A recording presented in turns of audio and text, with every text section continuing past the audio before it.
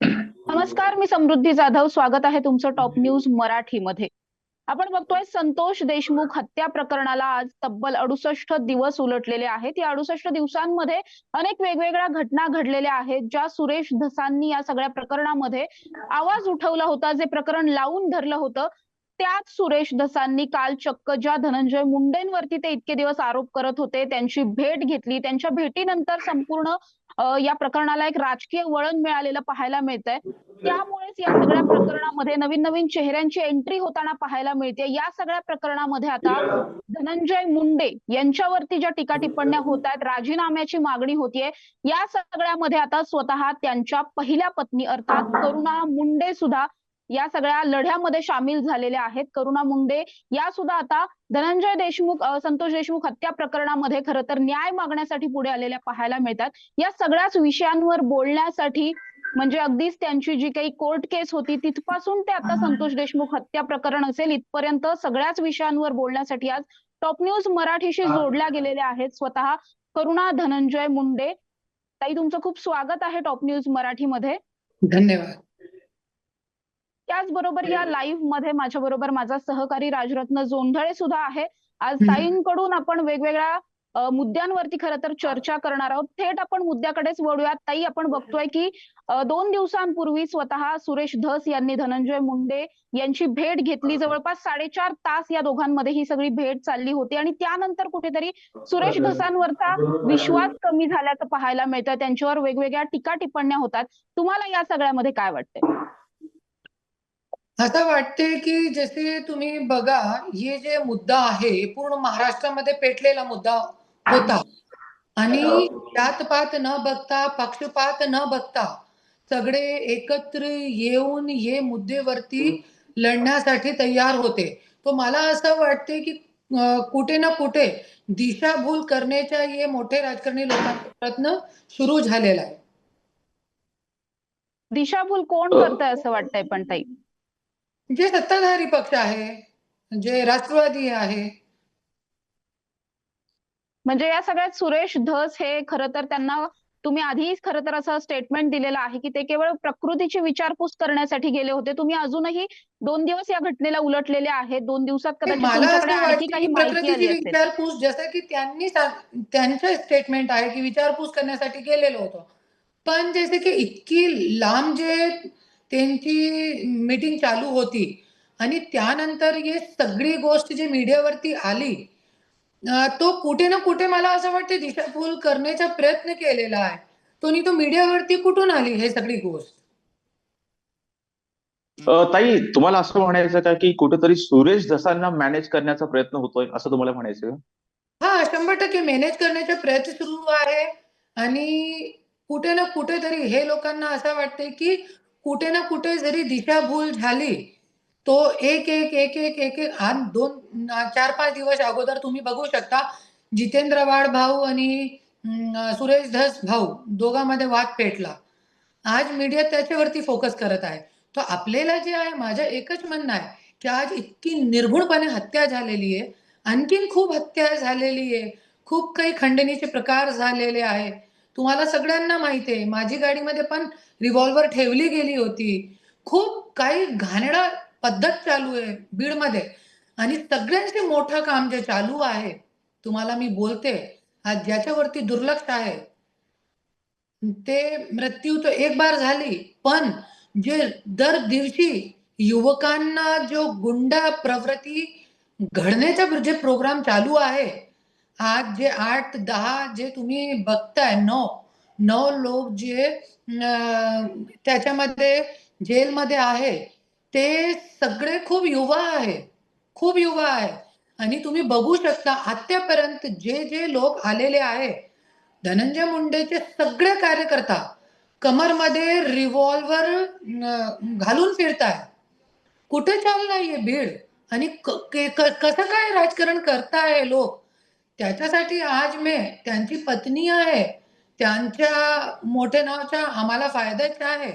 पण ते सगळी गोष्ट न विचारता मी आज एक खंबीरपणे न्याय हक्कासाठी मी उभे आहे.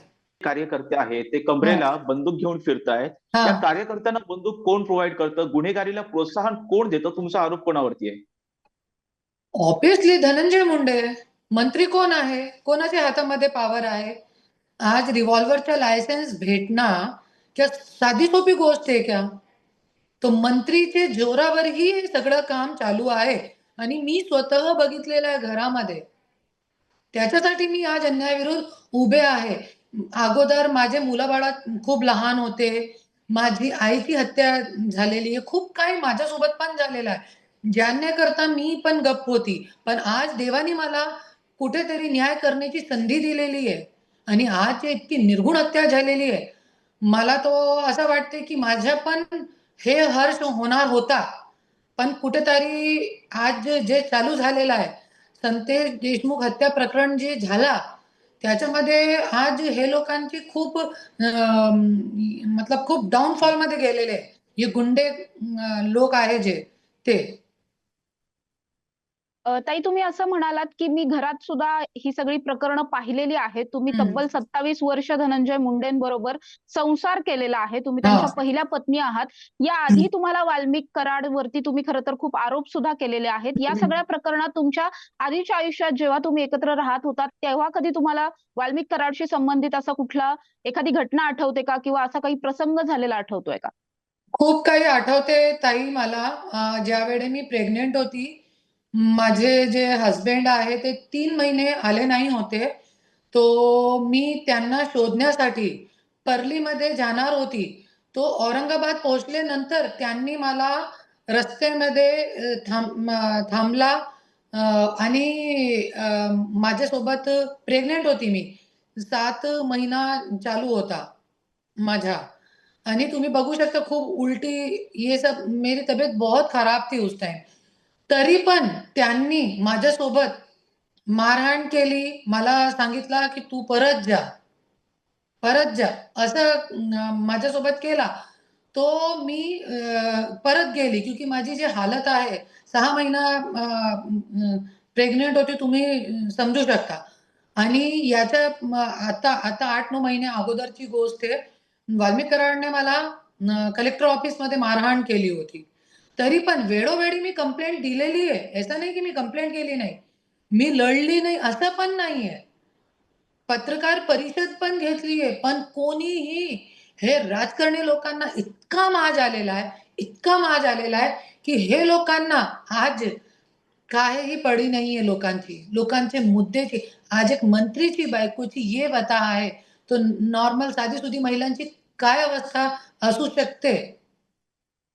ताई तुम्ही मोठा आरोप केलेला आहे की वाल्मिक कराडने तुम्हाला मारहाण केलेली आहे. अशा हां. वेळी धनंजय मुंडेंनी काहीच हस्तक्षेप केलेला नाही का?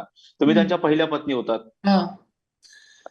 ते ज्यावेळी माझ्यासोबत मारहाण केली, कलेक्टरचे हं. केबिनमध्ये सीसीटीव्ही फुटेजचे समोर पोलीस अधिकारी होते, धनंजय मुंडे, कलेक्टर मॅडम होती, है ना? सगळे होते तिकडे. तरी पण न्याय तो सोडा. एसपी साहेबांना, डीजी सगळ्यांना मी कंप्लेंट दिलेली आहे. महिला आयोगमध्ये. तरी पण न्याय तो सोडा तुम्ही. आज मीडियावरती टाकण्यासाठी की मीडियावरती कुठेतरी खुलासा व्हायला पाहिजे असे घाणेरड्या राजकारणी लोकांच्या मला सीसीटीव्ही फुटेज पण भेटले नाहीये आजपर्यंत. ताई हे सगळ्यावरती तुम्ही आता म्हणताय, तुम्ही आता असंही म्हटलात, की तुम्ही महिला आयोगाकडे सुद्धा गेलेला होतात. त्यांनी सुद्धा हं, तुमच्या प्रकरणाची खरं तर दखल घेतली नाही. मात्र महिला हं. आयोगाच्या अध्यक्ष रुपाली चाकणकर यांनी 2 ते 3 वेळा अशाच पद्धतीची विधानं केलेली आहेत, की करुणा मुंडेंच्या ज्या काही केसेस आहेत, त्याला न्याय द्यायचा आम्ही पूर्णपणे प्रयत्न करत आहोत आणि केलेला सुद्धा आहे याआधी सुद्धा. मात्र त्या जाणून-बुजून अशा पद्धतीने महिला आयोगावरती कुठेतरी आरोप करतात. तुम्ही लाईव्हवर घ्या त्यांना आणि तुम्ही एक प्रश्न विचारा रुपाली ताईला, की तुम्ही सीसीटीव्ही फुटेजची मागणी केलेली आहे करुणा मुंडेनी 2 वेळे.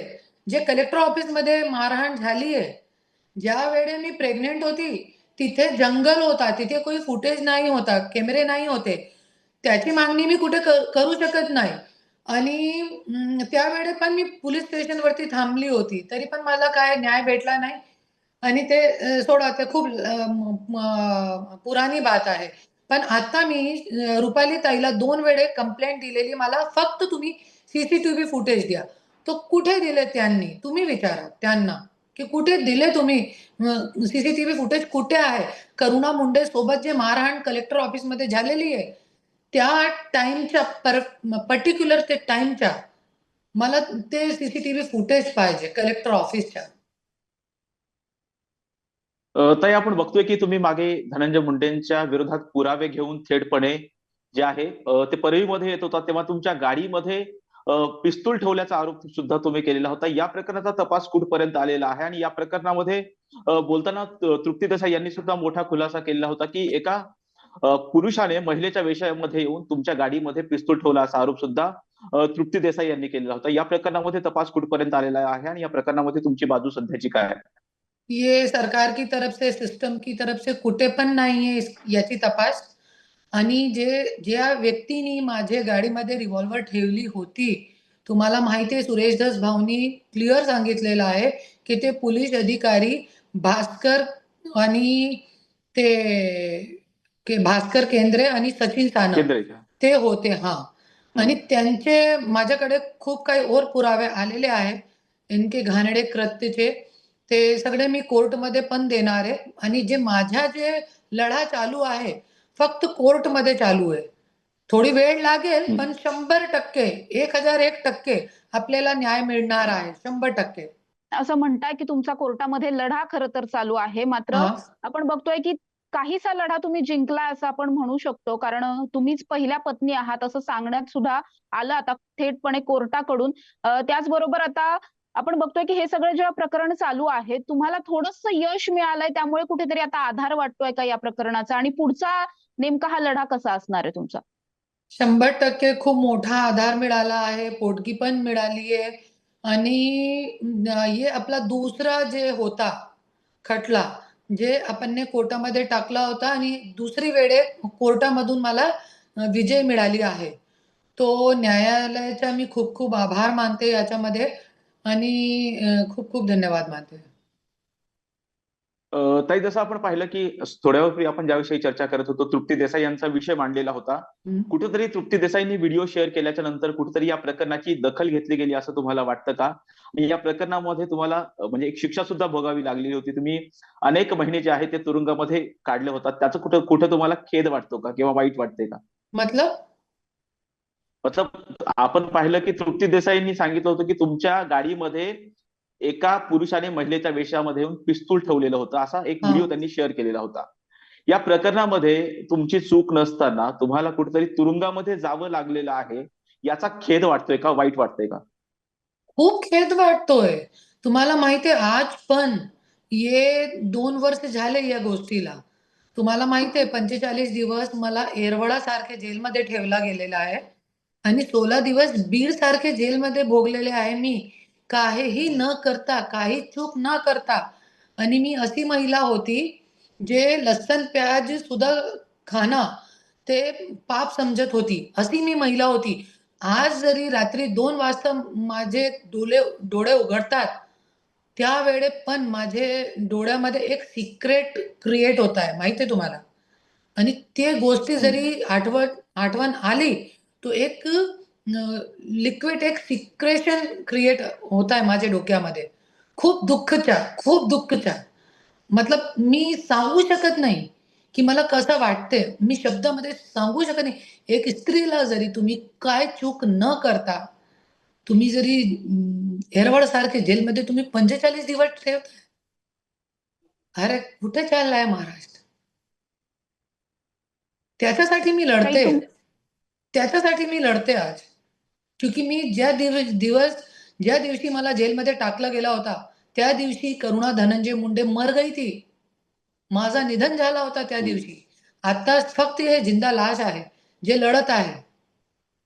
आणि मी याच्यासाठी लढते, की एक स्त्रियांच्यासाठी महाराष्ट्रामध्ये जे महिलांची इतकी बिकट परिस्थिती आहे, महिलांची स्थिती खूप बिकट आहे.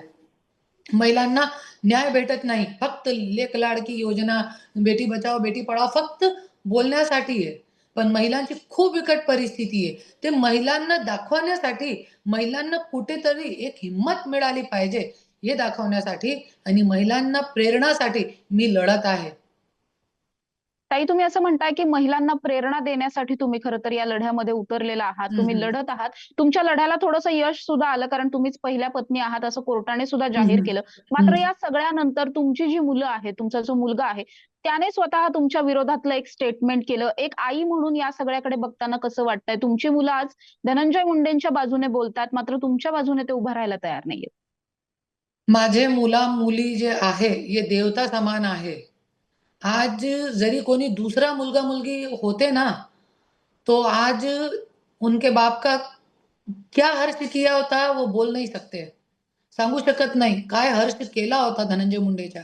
पण माझे मुलगा-मुलगी जे आहे, ते खूप देवता समान आहे आणि त्यांनी जे माझ्या मुलगीने जे स्टेटमेंट दिलेलं आहे, त्यांचे पण डोक्याची हॅरेसमेंट होत आहे ना.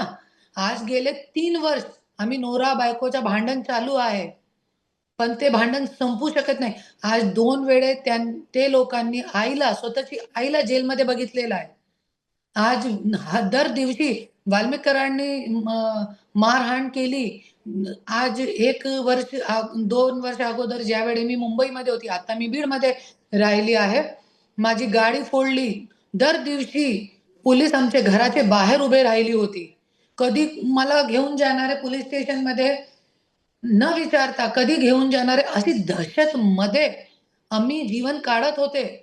आणि आज हे सगळं माझ्या मुलाबाळांनी सहन केलेलं आहे. त्यांच्या डोक्यावरती खूप परिणाम झालेला आहे गोष्टीचा. त्यांचं जे शिक्षण आहे ते थांबलेलं आहे.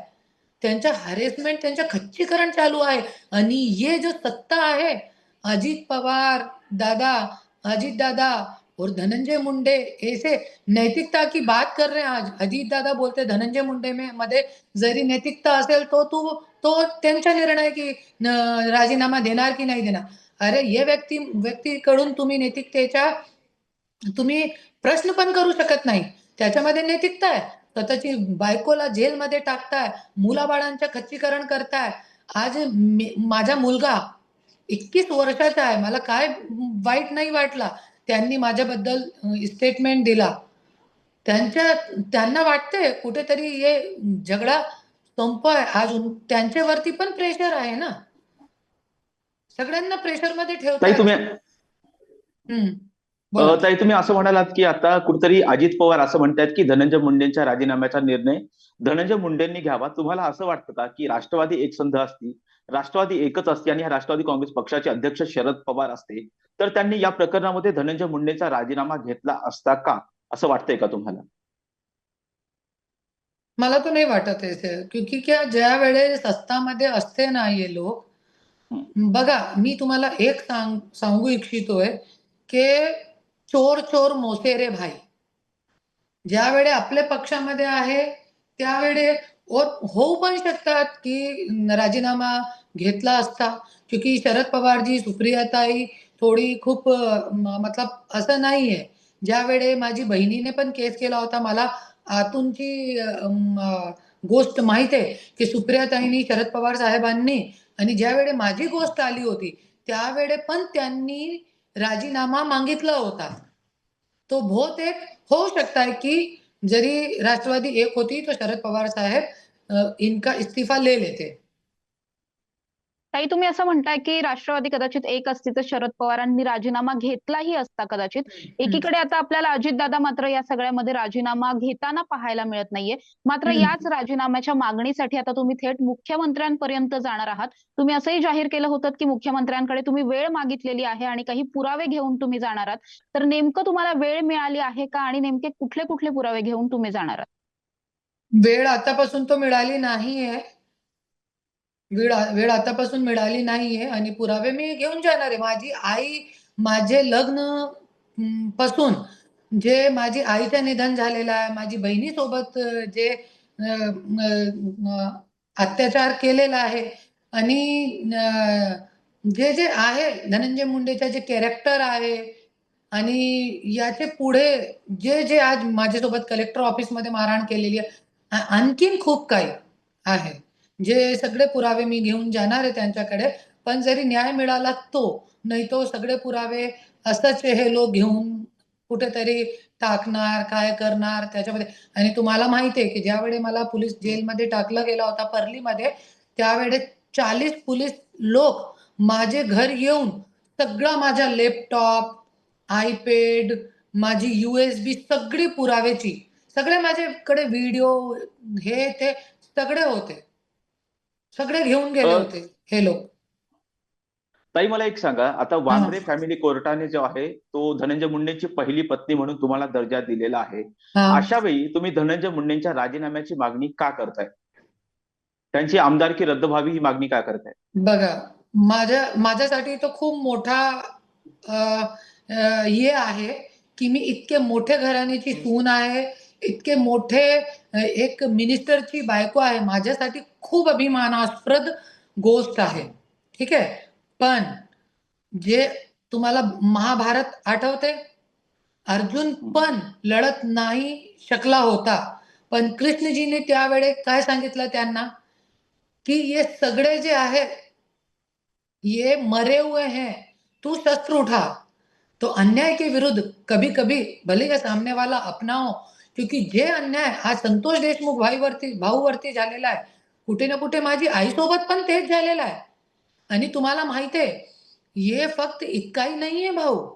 जे जे समोर आहे ते वेगळी गोष्ट आहे. पण जे दिसत नाही, जसे माझी आईची मी हत्या 2008 मध्ये मी स्वतः विषप्राशन केला होता.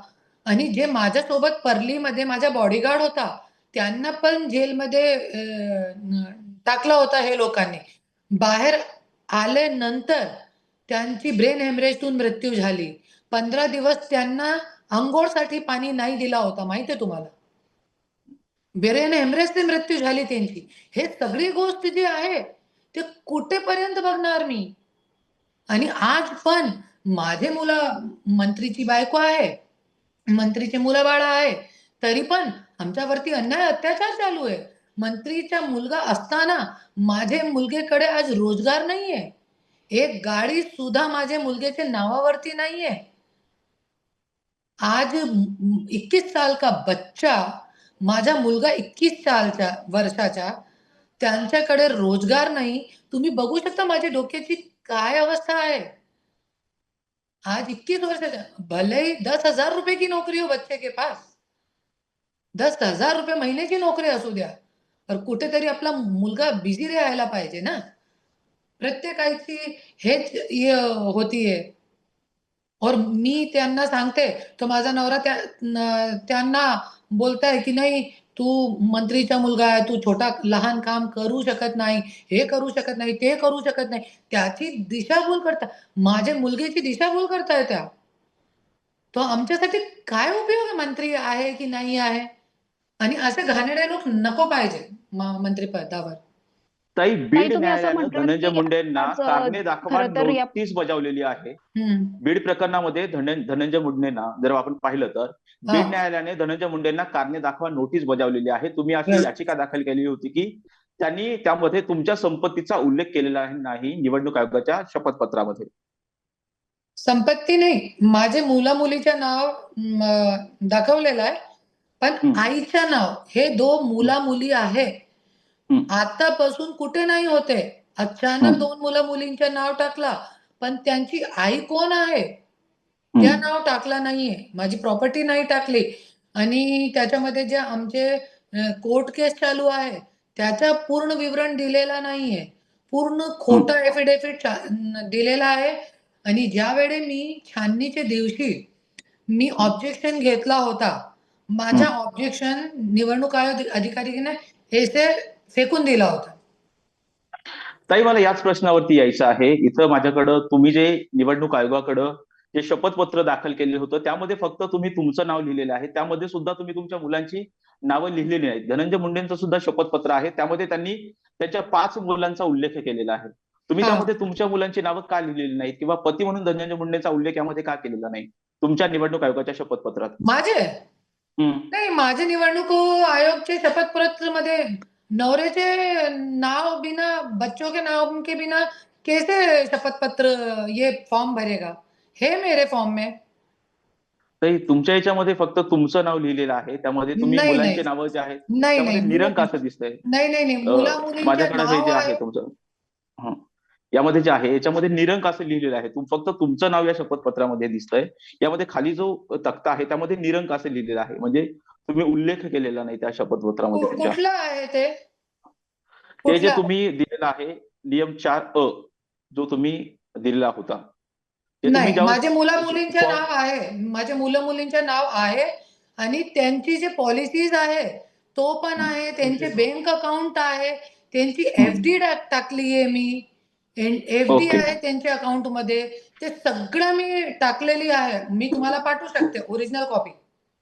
ताई ताई ओके. तुम्ही असं ठीक. म्हटलात, की या सगळ्या प्रकरणामध्ये तुमचं नाव नव्हतं. तुमच्या मुलांची नावं अचानकपणे ॲड केली गेली. मागच्या विधानसभेपर्यंत 3च मुलं होती. त्यानंतर अचानक 5 मुलं झाली. पत्नी मात्र 1 होती आणि 1च राहिली. जाणून-बुजून तुमचं नाव मात्र यामध्ये टाकण्यात आलं नाही आणि जेव्हा तुम्ही तक्रार द्यायला गेलात, ती तक्रार सुद्धा तुमची खरं तर घेण्यात आली नाही. या सगळ्यामध्ये खरंच धनंजय मुंडेंना पाठीशी घालण्यासाठी सगळे एकत्र येऊन कुठेतरी तुमच्या विरोधात जाताना दिसतायत असं वाटतं का?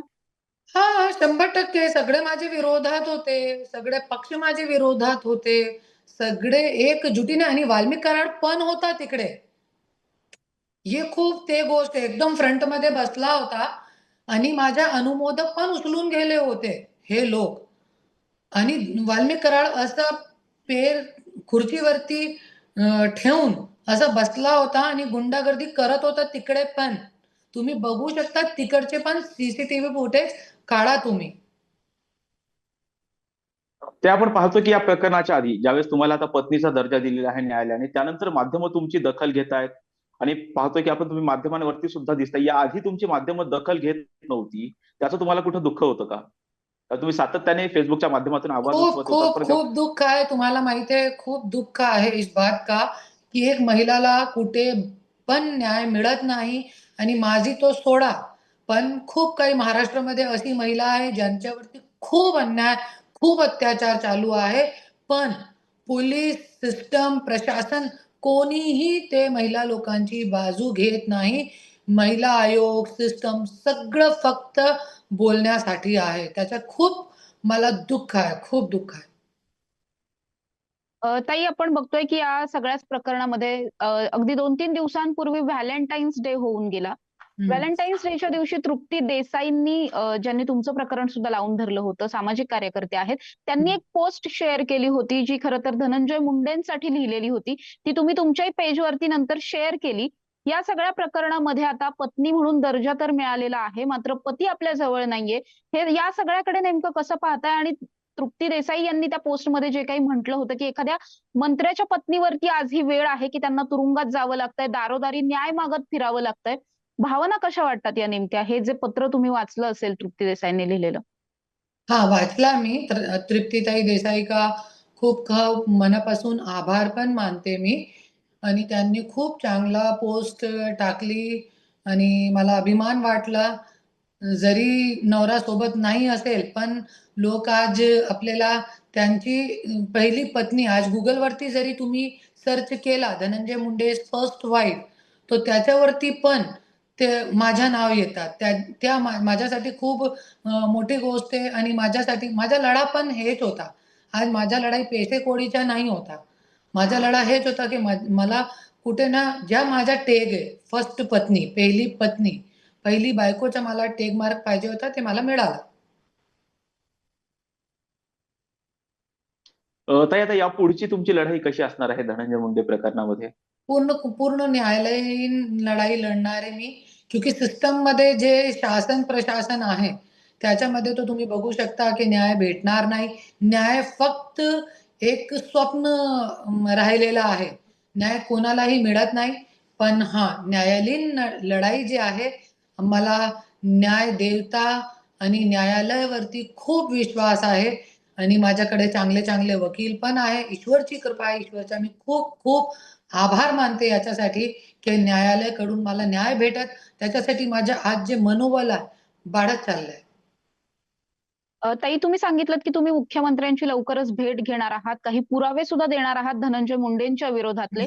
खरं तर अजित पवार जे पक्षाचे प्रमुख आहेत, उपमुख्यमंत्री आहेत, त्यांनी असं म्हटलं की त्यांच्यात नैतिकता असेल तर ज्याने त्याने आपला राजीनामा द्यायचा की नाही हे ठरवावं. याचाच अर्थ अजित पवार हे तर काही स्वतःहून राजीनामा घेणार नाहीत. मात्र तुमच्या भेटीनंतर मुख्यमंत्री राजीनाम्याची मागणी करतील अशी अपेक्षा वाटते का? मला तर असं वाटतंय की इतनी निर्घृण हत्या झालेली आहे. संतोष देशमुख भाऊनी पाणी मागितलं होता. तो त्या मतलब किती घाणेरडं कृत्य केलेलं आहे तुम्हाला सगळ्यांना माहित आहे. तरी पण इतकी निर्घृण हत्या झालेली तरी पण हे लोक मागत नाही, देत नाही त्यांना राजीनामा. मला तर असं वाटते की काय करणार, काय नाही करणार आणि अपेक्षा तो आहे की जरी आपण सगळे पुरावे दिले की आज जसे की देवेंद्र फडणवीस साहेबांनी हे 2 दिवस पहिले एक स्टेटमेंट दिलेलं आहे की लव्ह जिहाद वरती खूप मोठा कानून आणणार आहे. तो मी एक सांगू इच्छितोय त्यांना की लव्ह जिहाद वरती तुम्ही ते काढा. खूप चांगली गोष्ट आहे सगळ्यांच्यासाठी. पण जे एक हिंदू मुलगा, एक हिंदू मुलगी सोबत, एक हिंदू पती, हिंदू पत्नी सोबत जे लव्ह जिहाद करत आहे, त्याच्यावरती तर तुम्ही लक्ष घाला आणि पहिल्यांदा तुम्ही स्वतःचा दूसरे का घर बाद में साफ करिए आप, पहले अपना मंत्रिमंडल साफ करिए. आप दूसरों का लव जिहाद बाद में निपटाइए. इतका मोठा घाणेरडा मंत्री जे स्वतःची बायकोला जेलमध्ये टाकताय, स्वतःची बायकोच्या पाठीमागे दररोज नवीन-नवीन मुलं सोडतात, कि इससे शादी कर ले कोई तो, जिससे कि मेरा पिंड छूट जाए, प्रॉपर्टी नहीं देना पड़े, ये नहीं करना पड़े.